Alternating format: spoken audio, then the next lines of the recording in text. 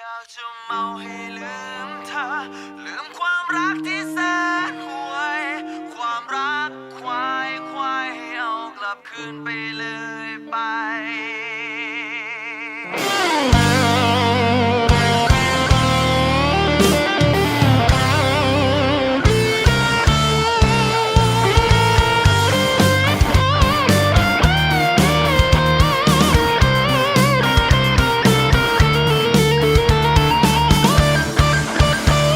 เป็นคนดีแต่ตอนนี้ที่เปลี่ยนไป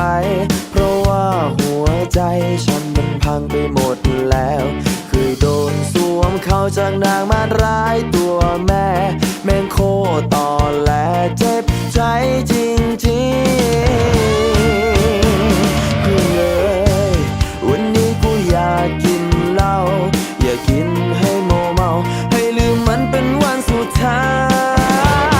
ย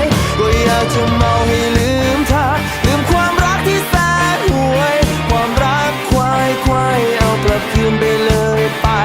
ไม่เอาอีกแล้วกับความรักของตายก็ไม่ได้รักเป็นควายเพราะผู้เจ็บแล้วผู้จำสันดานอย่างเธอคงไม่มีใครชอบเพราะเธอเที่ยวหลอกให้ใครเขาเจ็บช้ำสับรางเก่งจริงนักผู้หญิงใจ